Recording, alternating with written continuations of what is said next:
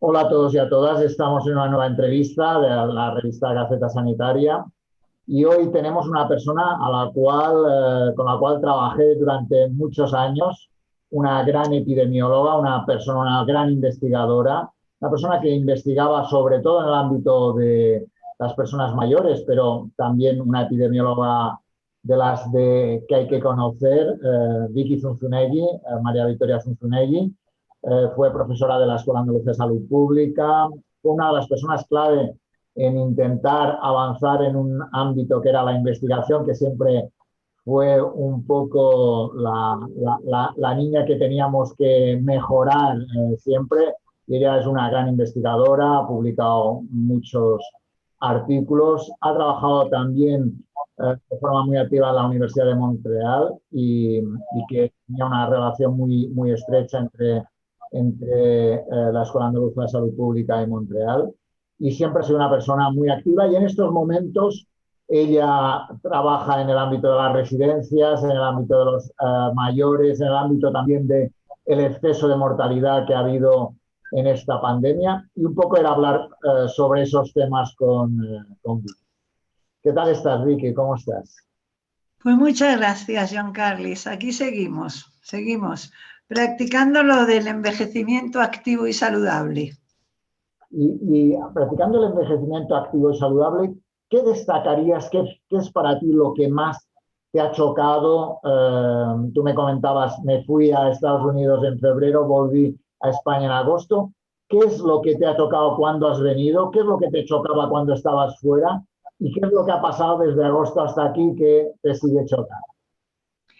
Bien, pues cuando estaba fuera leía los periódicos, sobre todo leía los periódicos de Estados Unidos, pero también los de aquí de España, y me daba cuenta de que esto era una catástrofe para la humanidad, pues una pandemia tan grande como la de las otras grandes que hemos tenido, no tan grandes como las de hambre en el siglo XIX, que también las hubo y supusieron una mortalidad altísima del 10 o el 15%, aquí mismo en España, pero una epidemia que iba a costar pues muchos muertos. Como ya veíamos, calculábamos eso, más de 100.000 muertos, y así está siendo.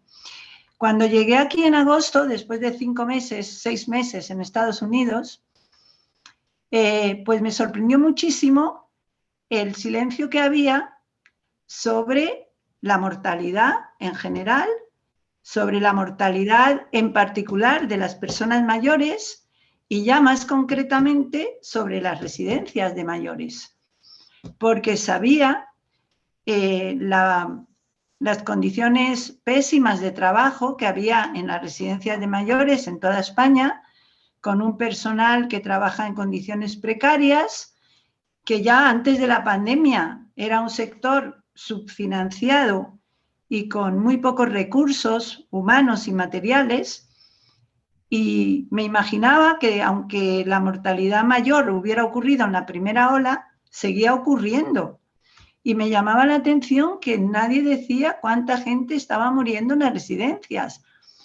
Y un día escuché al consejero de Políticas Sociales de Madrid, el que hubo después se llama Luengo de apellido, el que fue nombrado después del que dimitió, y le escuché diciendo que había 30 muertes en mes y medio.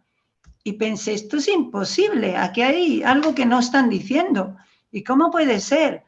Y ya me di cuenta que estaban dando como cifra oficial los fallecidos en las residencias, sin tener en cuenta que la mayor parte de las personas mayores infectadas por COVID eran transferidas a los hospitales y morían en los hospitales, como era lógico después de lo que ocurrió en la primera ola.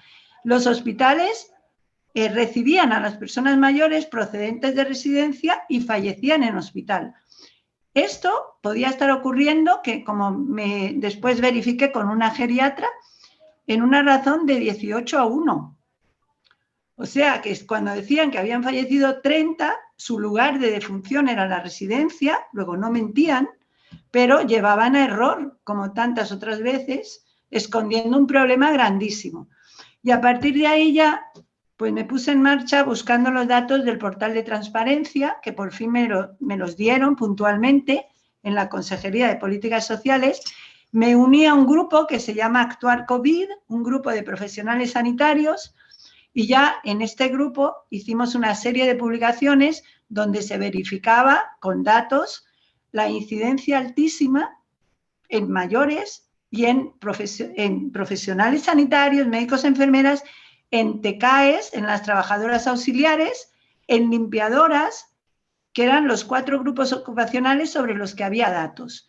Y la situación era terrible. O sea, en toda la Comunidad de Madrid había entre un 20 y un 30% de residencias con infecciones activas que llegaban a tener hasta 600 personas infectadas en un solo día. 600 residentes, que luego había otro tanto de profesionales infectados. Entonces, esta situación, que era catastrófica, pues ya teníamos que denunciarla. Fuimos a hablar de muy buena manera a la Consejería de Políticas Sociales, nos recibió el Coordinador General de Atención Sociosanitaria. Bueno, hablamos por Zoom porque no es que fuimos allí físicamente, no se podía, estábamos en medio de la segunda ola. Y nos atendió muy amablemente, pero cuando les pusimos un plan de actuación con 4 medidas muy claras y muy concretas, que costaba 22 millones de euros, nos dijo que ellos ya lo estaban haciendo todo. Entonces ya me di cuenta que ahí había poco que hacer, porque realmente nosotros íbamos a colaborar, a ponernos a su servicio para lo que necesitaran. Éramos epidemiólogos que teníamos una buena preparación, podíamos ser de gran ayuda, pero al decir eso, ya lo estamos haciendo nosotros, pues ahí se quedó la cosa. Y la situación continuó siendo grave hasta que se vacunó a todo el mundo. Incluso ahora sabemos que hay brotes, sabemos que hay algún fallecido y no estamos seguros de qué pasaría si viniera una variante que escapara a la vacuna, que no lo podemos descartar completamente, o simplemente si viene otra epidemia dentro de un año, diferente, otro coronavirus distinto.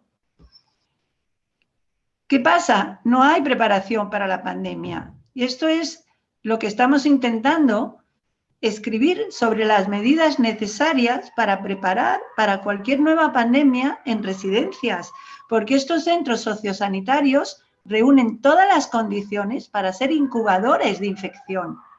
Primero, porque se transmite la infección de forma explosiva dentro de la residencia y porque también hay muchos trabajadores de residencia que, además de trabajar en estas condiciones precarias y a destajo, tienen que trabajar en varias residencias, ya sea para hacer más horas, que les llaman dobletes, a la doble jornada, o simplemente porque su trabajo lo requiere. Por ejemplo, puede ser un fisioterapeuta, un podólogo, una peluquera, cualquier personal que se desplaza de una residencia a otra.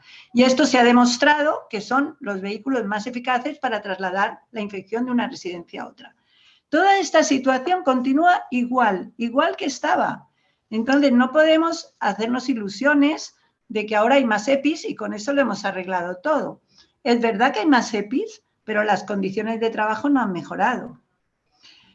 Y además, los EPIs están racionados. Parece imposible, pero les dan una caja de guantes el lunes a las trabajadoras, a las TECAE, y que les duren la semana entera. Así estamos. Y la realidad es que probablemente en el año de pandemia, probablemente el 95% de muertes ha sido en las personas de más de 90 años, ¿no? Sí. A ver, hemos tenido concretamente 95% de las defunciones han sido en mayores de 60 años y 90% en mayores de 70 años. Pero si me quieres una cifra para ver la catástrofe en las residencias, es 43% de todas las defunciones que habían ocurrido hasta marzo ocurrieron en residencias. 43% de todas las residencias que ocurrieron en España desde que empezó la pandemia hasta final de marzo ocurrieron en residencias. Eso es una cifra oficial dada por el INSERSO. Importante en ese sentido. Cuando tú planteas es necesario tomar medidas ante una posible nueva pandemia, aparte de la vacunación, pero sabemos que la vacunación es un aspecto fundamental, pero probablemente no el único, y además sabiendo lo que comentabas antes de que puede venir una variante que escape a la vacuna, ¿cuáles son las medidas que debería ponerse en las residencias? Un poco lo que tú decías, hay que hacer determinadas cosas para poder conseguir mejorar la situación de las residencias. Bien, mira, yo veo cuatro medidas, las mismas que veíamos ya en el mes de agosto. La primera es un sistema de vigilancia epidemiológica. Ahí partimos de cero, porque es que ni siquiera tenemos un censo de residencias en España a fecha de hoy. Se está construyendo, el INE está construyendo en este momento un censo de residencias. Tendríamos que tener un sistema de vigilancia de resultados en salud, no solamente de infecciones, pero mínimos resultados, que de eso podemos hablar si quieres luego. Pero volviendo a las infecciones, que en realidad son infecciones nosocomiales, porque ocurren en instituciones y de las cuales sabemos mucho de toda la historia. Hablando solo de infecciones, haría falta un sistema de vigilancia epidemiológica, donde se recogieran las infecciones continuamente, con unos síntomas que hay que se pueden confirmar día a día. Ese sistema se ha puesto en marcha en algunos sitios, pero los datos se recogen y no se explotan. Es el caso de Madrid, por ejemplo. Se puso en marcha el sistema en agosto, pero hasta que no los hemos pedido a través del postal de transparencia y los hemos analizado en nuestro ordenador, no han salido datos por ninguna parte. O sea, están ahí como si no estuvieran. Lo primero, el sistema de vigilancia, que se dice pronto, pero es complicado de poner en marcha, pero hay que ponerlo en marcha. Lo segundo es la formación de los trabajadores. Las trabajadoras, porque son prácticamente todas mujeres, tendrían que tener una formación muy rigurosa sobre prevención y control de infecciones, que no la tienen. El tercer punto ya tiene que ver con una cuestión totalmente estructural, que es la subfinanciación. Las residencias no están bien financiadas, además están en el sector privado concertado, con lo cual lo primero que hacen cuando reciben el dinero que tienen diario para atender a un residente, que aquí en Madrid durante toda la pandemia eran 53 euros, lo primero que hacen las grandes compañías que tienen las residencias, propietarias de las residencias, que además no cotizan en España, cotizan en paraísos fiscales y son grandes multinacionales. Lo primero que hacen estas compañías cuando reciben la plaza, el dinero de la plaza, es quitar el 5 o el 10%, generalmente más cerca del 10%, que requieren para el beneficio de sus accionistas. Luego ya de 53 euros te quedan 48. De ese dinero tienen que amortizar la deuda que ellos tienen porque se supone que adquirieron una deuda para comprar un edificio para hacer una residencia. Con lo que queda tienen que pagar los servicios, mantener el edificio y también dar de comer a los mayores. ¿Te imaginas lo que comen los mayores? Ya ha habido varios programas de televisión contándonos lo que comen los mayores. Bueno, pues esas trabajadoras están precarias, tienen unos sueldos terribles, muy bajos en este sector privado concertado, un poquito mejor en las residencias públicas, pero no es un sueldo que permita una vida decente. Generalmente está justo por el salario mínimo interprofesional y eso las que tienen un contrato en condiciones. Muchas no están contratadas legalmente y en este grupo hay un sector de inmigrantes, mujeres inmigrantes muy explotadas que no han recibido la formación necesaria. O sea, por todas partes se pierde. Estas son las cuatro cosas fundamentales. La primera sería regularizar con una buena formación y con un buen sueldo a las trabajadoras, incluir en el programa una formación específica de prevención y control, eliminar completamente este sector de trabajadoras que están yendo de una residencia a otra y solamente hacer un registro de aquellas que se están moviendo continuamente de un lado a otro, y el primer punto, que era el tema de la vigilancia epidemiológica. Una vigilancia epidemiológica continua. Tú escribías en un artículo que he leído que las personas mayores en residencia son menos del 4% de las personas mayores de 65 años y menos del 1% de la población general, ¿no? Sí. Y de todas formas decías, sin embargo, entre marzo de 2020 y febrero de 2021 han contribuido con 30.117 defunciones a las 69.609 defunciones ocurridas en España en los 12 primeros meses de la pandemia. Sí. 43%, sí. Impresionante, ¿no? Sí, eso es lo que ha ocurrido. Ahora te puedes preguntar, ¿cómo hemos consentido que esto ocurra? Bueno, ahí podríamos estar hablando toda la tarde. El primer problema que teníamos ya era la preparación del país frente a una pandemia.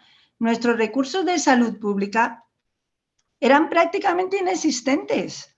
O sea, yo me fui a Canadá en el año 1999 y cuando regresé a Madrid a primeros del 2017, hablé con mis compañeros en los servicios de epidemiología de la Comunidad de Madrid y les dije, pero es que estáis mucho peor de lo que estábamos antes. Mucho peor. No solamente en recursos humanos, en cantidad de recursos humanos, sino en formación de recursos humanos. La formación, al caer las escuelas de salud pública, se cortó.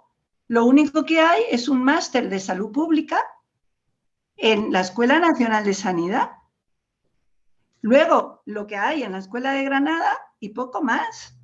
Porque no estoy contando, por supuesto, la asignatura de medicina preventiva de sexto de carrera.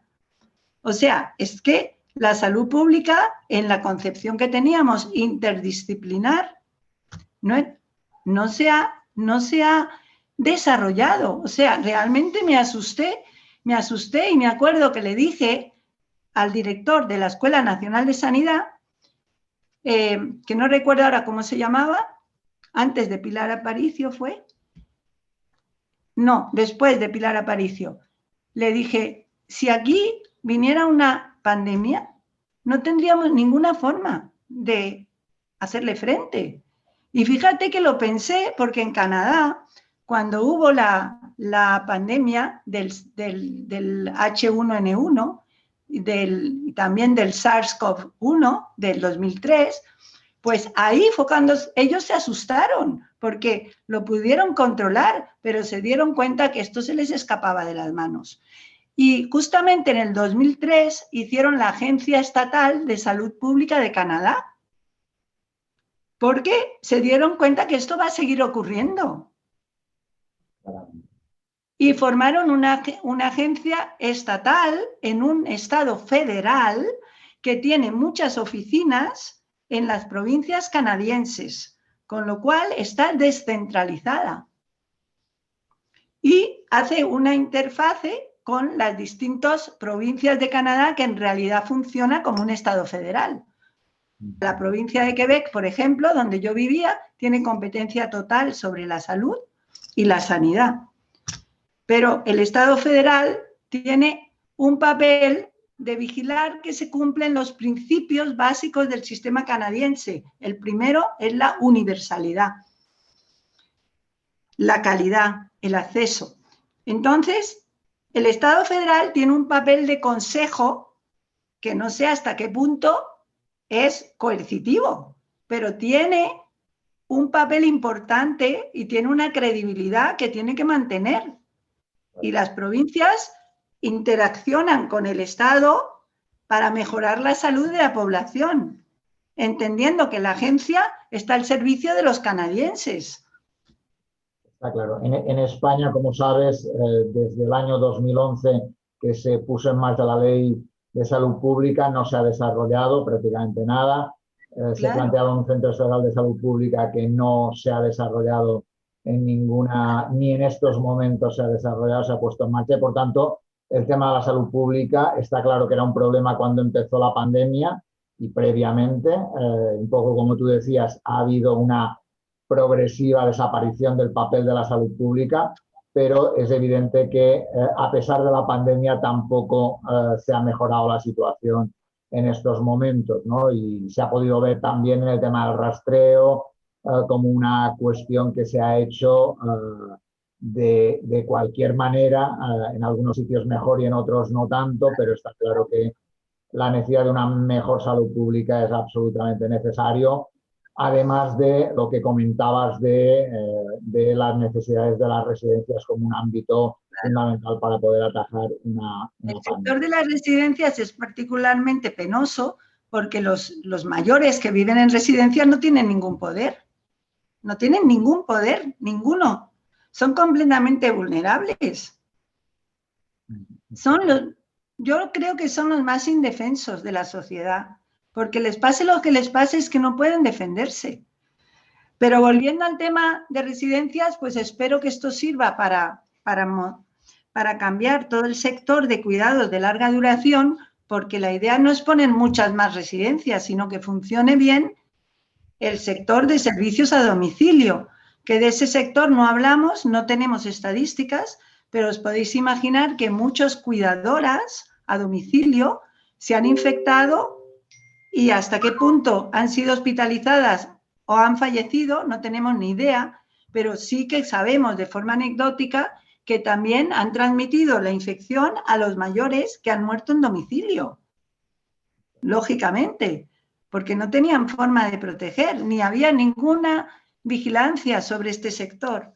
Entonces, efectivamente, no estábamos preparados, pero en segundo lugar, también quiero decir que hay un gran edadismo, porque la gente ha mirado a otro lado. A la gente le ha parecido normal que murieran los mayores. Cuando desde el principio, desde que empezó en China y siguió en Italia, sabíamos que el riesgo de una persona mayor de 65 o mayor de 70, era varios cientos de veces mayor que el de una persona menor de 60.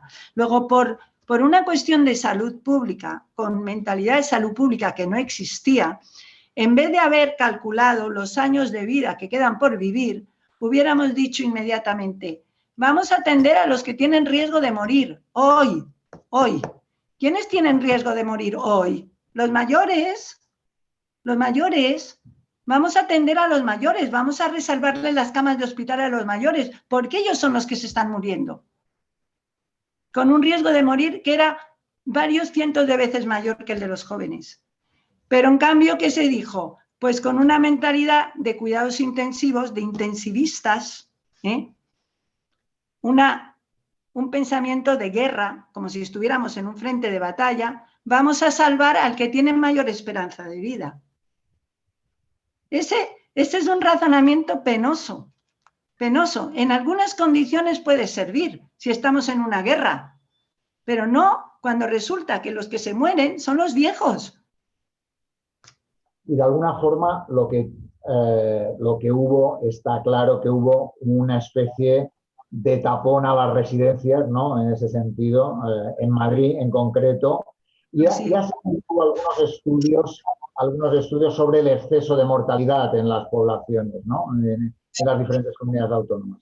¿Podrías contarnos las claves de los estudios que has hecho en ese sentido? Que me parece muy importante poner encima de la mesa, porque de alguna forma hemos dicho el tema de la tercera edad, el tema de las residencias ha sido un problema muy importante, muy grave, ¿no? En ese sentido. Y tú has sido una de las personas que lo has puesto encima de la mesa, pero también ha habido un exceso de mortalidad en muchas otras zonas y que hay que también poder hablar de ello, ¿no? Claro. A ver, Cuéntanos. sí, os lo cuento, pero lo más interesante es que leáis la nota de prensa del INE que salió el 17 de junio. Y hace algo muy sencillo, que es simplemente comparar la mortalidad del año 2020, restarle la del 2019 y dividirla entre la del 2019.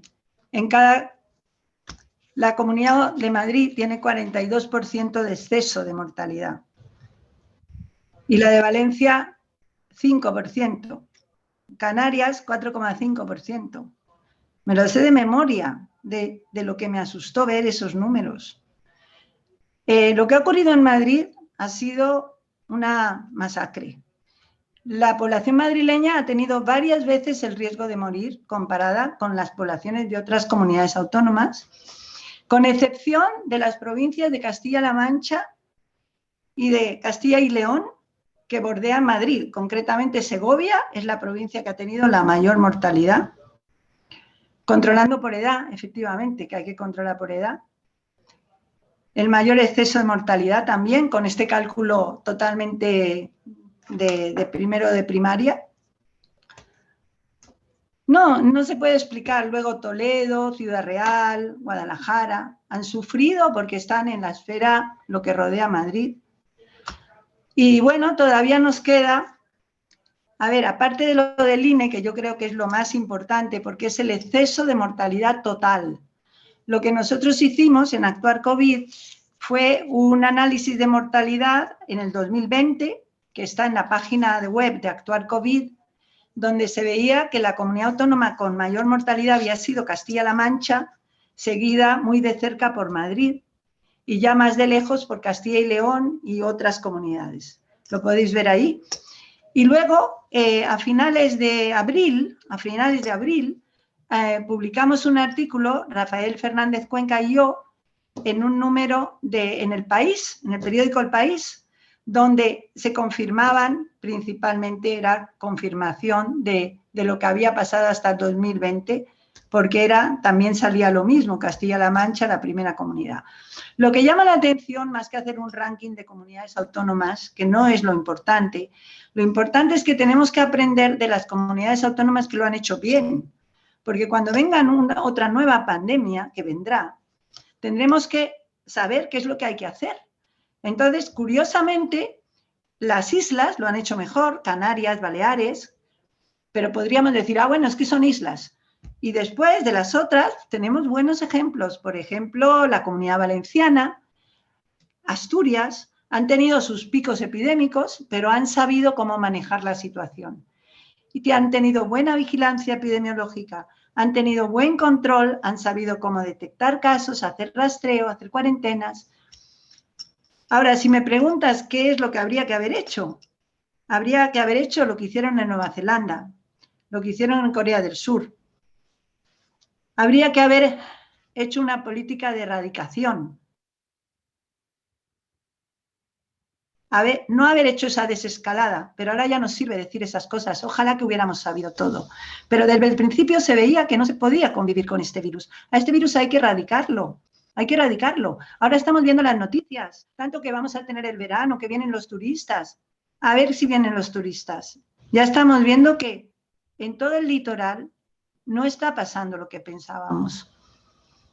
Desde Cataluña, que es la que se lleva la peor parte en este momento. Todo el litoral, más las islas. ¿Qué va a pasar este verano con la famosa campaña turística? Entonces, estamos viendo que esas políticas van en contra de apagar fuego. O sea, cuando tú tienes un fuego, ¿qué es lo que haces? Cuando tienes un fuego, tú vas y lo apagas. Tú no te esperas a que crezca. Tú no dices, ay, mira, qué fuego tan chiquitito tengo. Voy a mirarlo. A ver si crece. Pues eso es lo que estamos haciendo.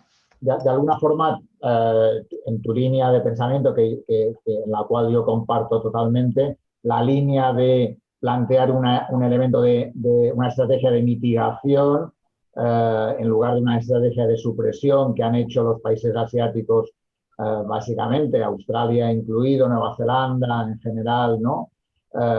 Hubiera ayudado a un mejor control, no solo de la pandemia, sin duda alguna, sino también de la economía ligado a ello, ¿no? Pero si está claro, si tenemos los efectos, lo podemos observar, lo estamos viendo. Australia, por ejemplo, no fue tan lejos como Nueva Zelanda y, sin embargo, ha tenido un buen control de la epidemia. Canadá, por ejemplo. Canadá, que está además al lado de Estados Unidos, con una frontera grandísima.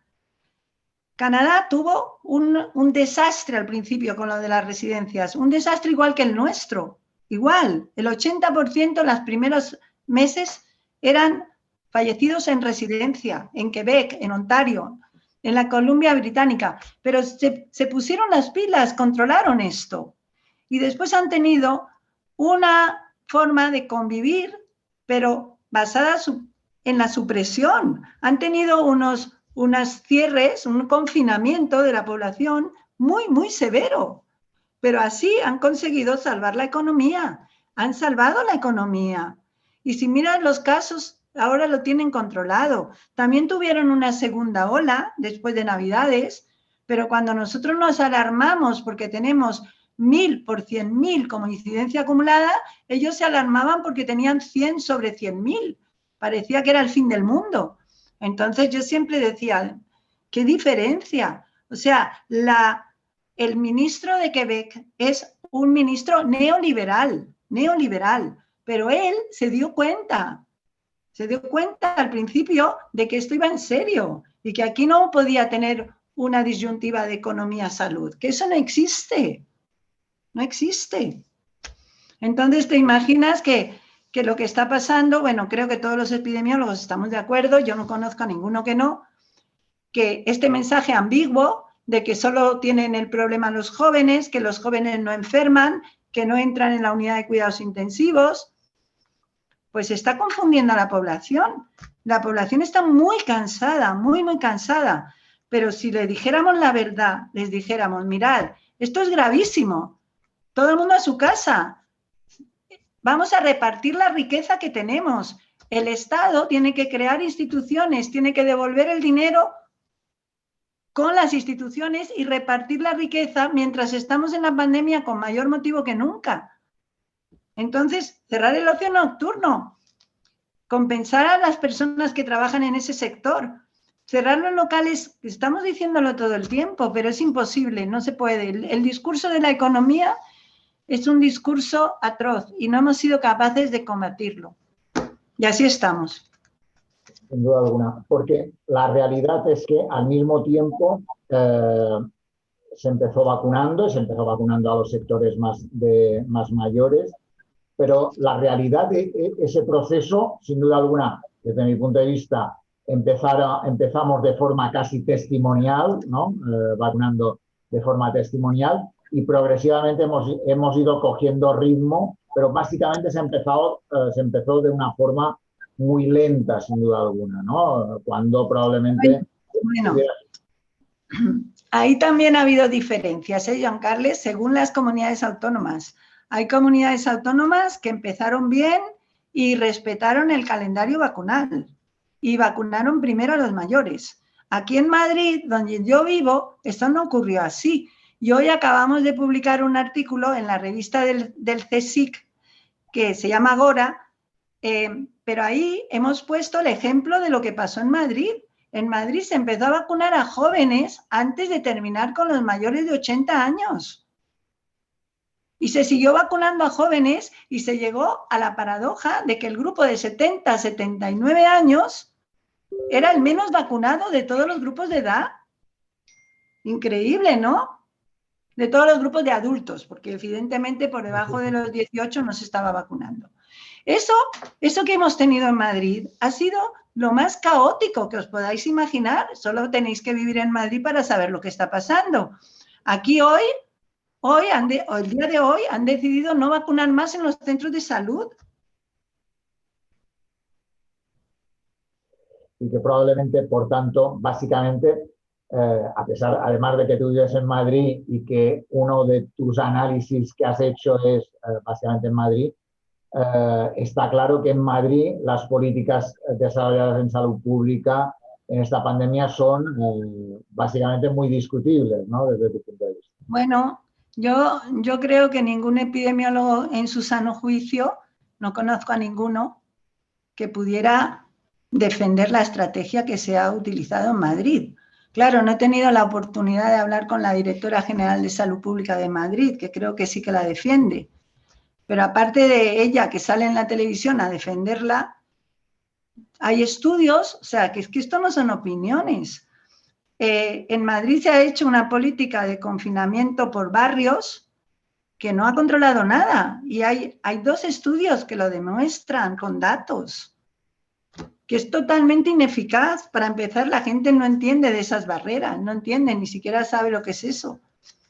Entonces, porque no son barrios naturales, son, en fin, es que no hay caso. Yo creo que hay que hablar de futuro porque si no, claro, estaríamos todos al borde del suicidio. O sea. está claro, ¿no?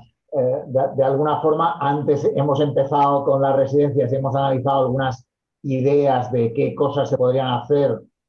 Ya has hablado de la vigilancia epidemiológica, del hecho de la formación, del hecho de la regulación y ordenación del ámbito de las residencias en general. ¿Qué cosas crees globalmente, no tan solo en las residencias, pero si hacemos un repaso, también has planteado que probablemente la estrategia no es la de mitigación, sino la de supresión, aunque esta probablemente es una batalla que hemos perdido todos los del ámbito de la salud pública, porque está claro que esa no ha sido la política en ningún país europeo, ¿no? Pero ¿qué es lo que deberíamos hacer hoy? Si ahora te dijeran, Vicky, ¿qué podemos hacer para intentar mejorar la situación en la que estamos? ¿Cuál sería tus recetas así en general? ¿Lo dices inmediato en este mes que estamos de julio o dices para el año que viene? Si me hablas del 2022, te puedo decir algo. Si me dices de ahora mismo, lo primero contestarte la situación actual, yo lo que diría es que salieran las autoridades competentes en la televisión, en la radio, y que dijeran, miren, señores, esto es muy grave. Vamos a ver. Aquí la gente sigue enfermando, sigue muriendo. Tenemos un problema grave. Esto es grave. El coste económico de lo que está pasando todavía no lo estamos viendo bien, pero en los próximos meses y años vamos a tener una población enferma, que es muy grande, que aproximadamente entre el 10 y el 20% tienen secuelas a largo plazo. Quédense en su casa, no les va a pasar nada porque se emborrachen en su casa. Ustedes solos cojan su litrona y bébansela en su casa, con sus convivientes. No salgan a la calle, no ocio nocturno, no se metan en locales cerrados. Espérense 2, 3 meses. 2 meses, ¿qué es eso? Espérense hasta octubre.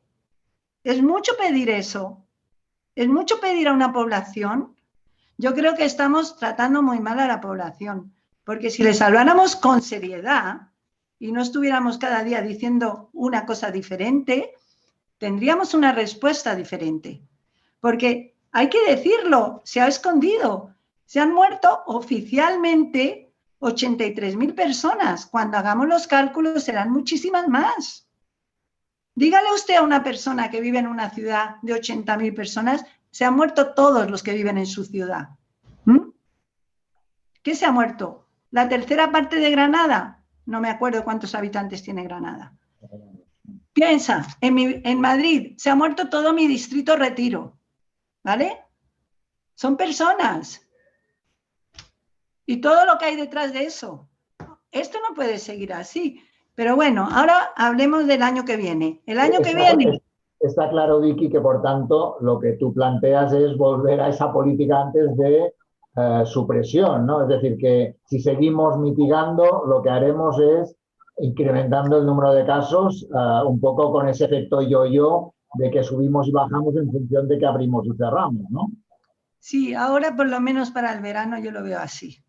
No vamos a conseguir, ahora hemos visto que con la variante Delta, para conseguir una inmunidad colectiva tendríamos que tener mucho más vacunado, a lo mejor el 90%. Es muy, muy contagiosa, no tanto como el sarampión, pero muy contagiosa.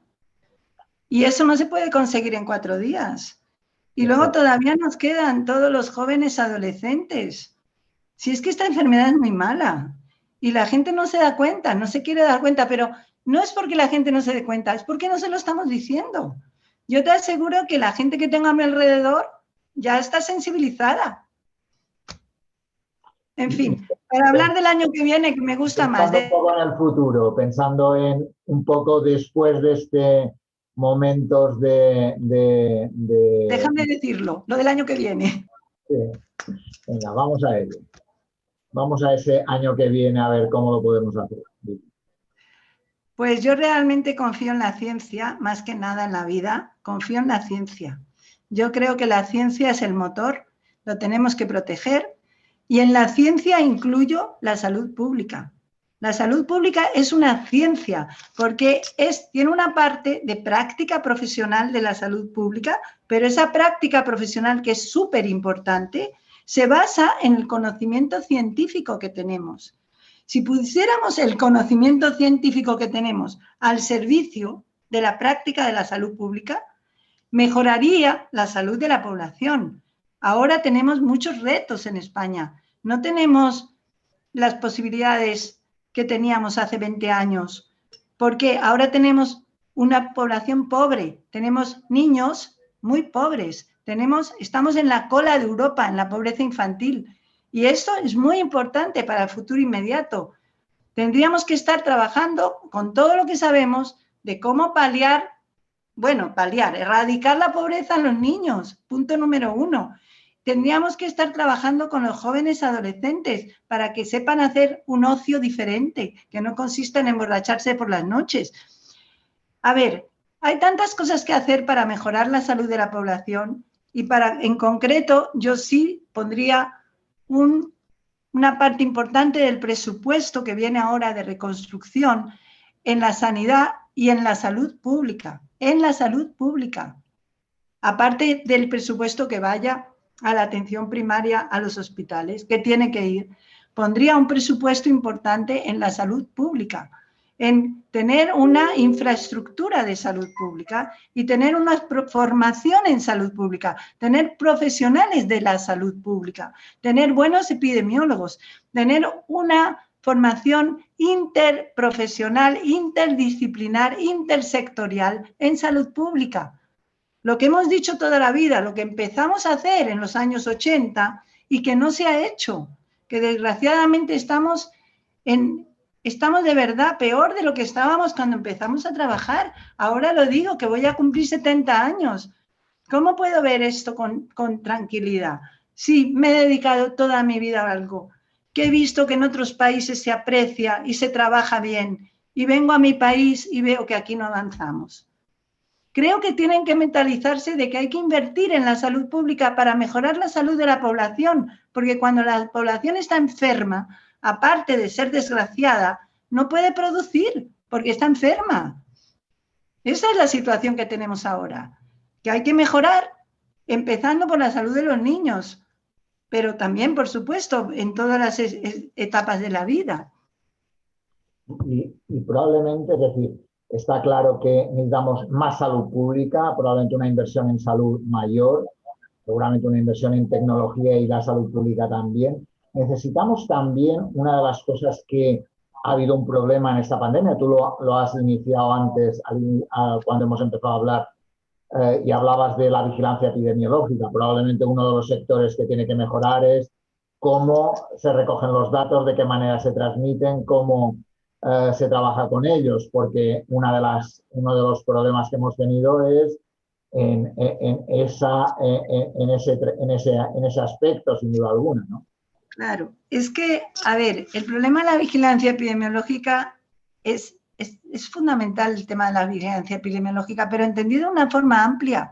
Es que tiene que haber un centro de estadísticas de salud, que puede estar dentro del INE, no tiene que ser diferente del INE, pero tiene que haber un sistema de información de indicadores de salud de la población, y se tiene que alimentar de una forma continua y dinámica de todas las autonomías y de todas las instituciones, de todas las agencias. Tiene que haber una vigilancia de salud de la población, no solamente de vigilancia de brotes, que por supuesto hace falta. Y te voy a contar una anécdota. Solamente he visto un brote investigado en una residencia. Puede que me equivoque y haya más, pero he visto un artículo publicado sobre un brote que describe un brote de COVID en una residencia, desde el principio hasta el final, y está hecho por unas personas que trabajan en la Escuela Andaluza de Salud Pública. Pero yo todavía no he visto un brote descrito en ninguna residencia de Madrid. Digo, ¿será posible?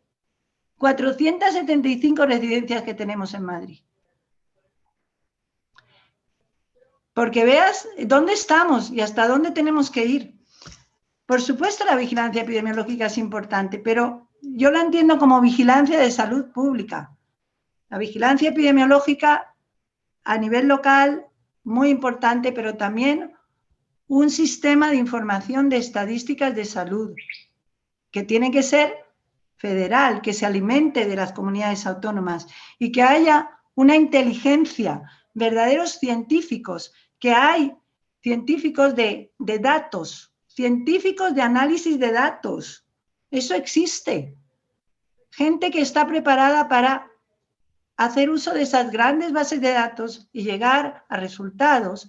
Y después tiene que haber una serie de personas expertas en comunicación, pues como lo que tú has hecho toda la vida, poder comunicar cuál es la situación, ¿no? Hay mucho trabajo por hacer, a mí no me queda otra vida. O sea, yo ya esto se lo tengo que dejar a los que vengan detrás. Y de alguna forma tú antes hablabas de la Agencia Estatal de Salud Pública de Canadá. Está claro que, y hemos comentado el no desarrollo de la Ley de Salud Pública, el no desarrollo del Centro Estatal de Salud Pública.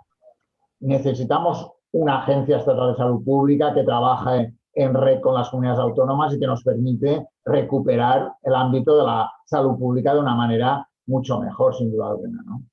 Por supuesto.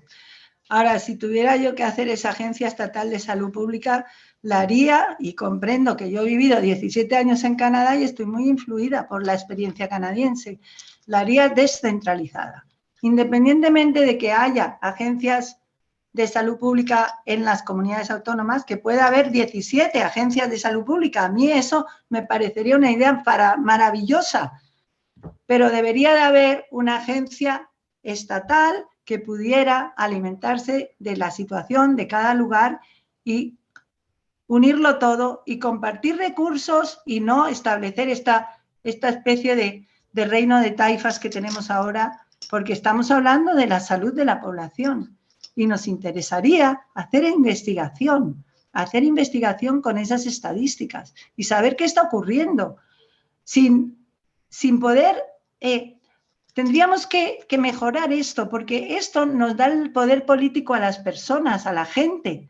Si nosotros tenemos la capacidad de manejar la información, cuando alguien nos quiere engañar, como nos engañan, podríamos decirle, mire usted, señor, esto así no es, aquí lo tiene usted, aquí está.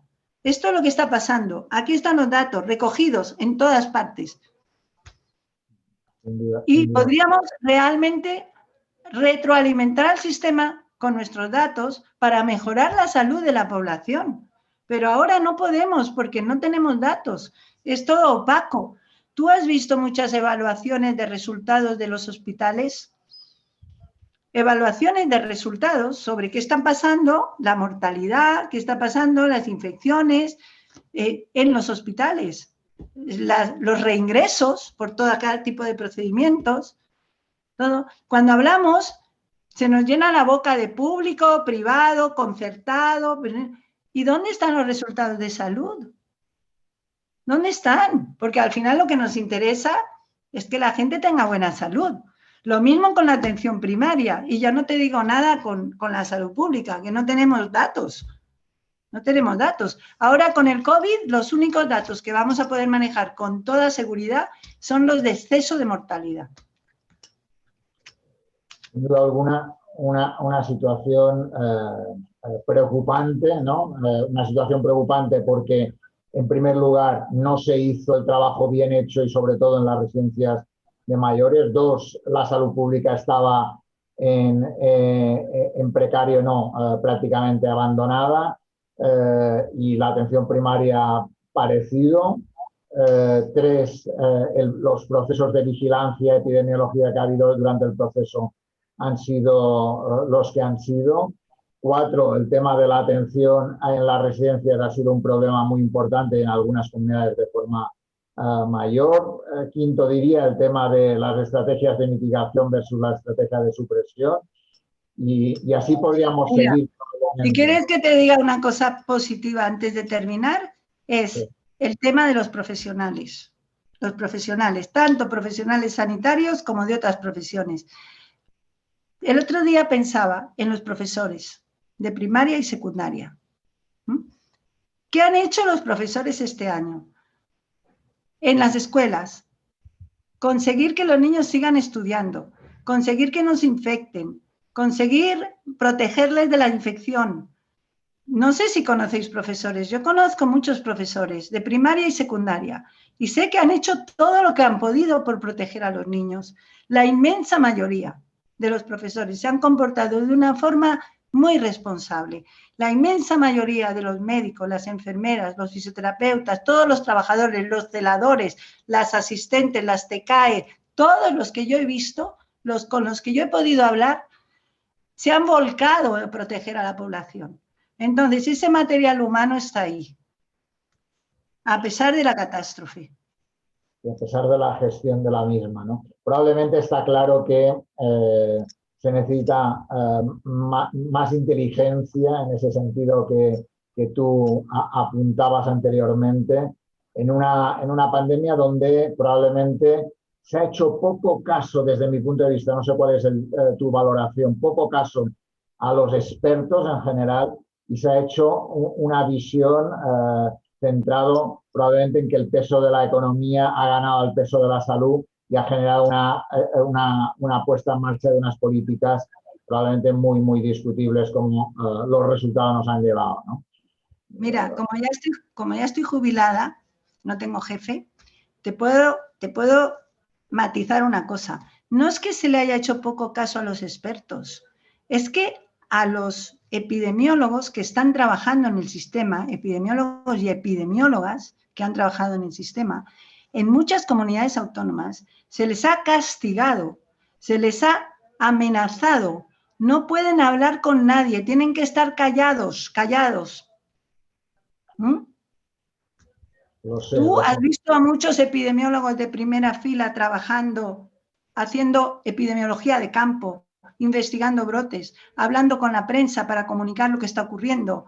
No, yo siempre veo a los mismos. Todos tenemos 70 años y más, o por ahí andamos, estamos jubilados o prejubilados, nos han dado muchos palos, pero ya no nos pueden dar más.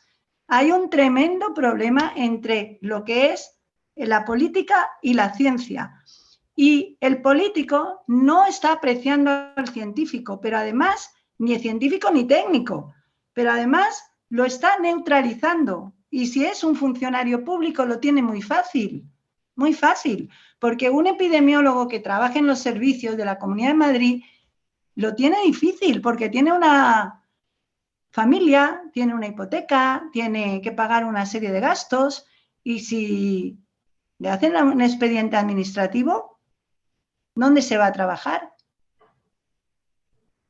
Sin duda alguna, una situación complicada que necesita un cambio de rumbo y que esperemos que quienes nos oigan, quienes te oigan, Vicky, entiendan la necesidad de cambiar las formas de hacer, cambiar las maneras de hacer para conseguir unos resultados diferentes. Está claro que con una buena evaluación de resultados veríamos que los resultados que hemos obtenido no son, sin duda alguna, los que deberíamos haber obtenido. Muchísimas gracias, Vicky. Un placer, como siempre, hablar contigo.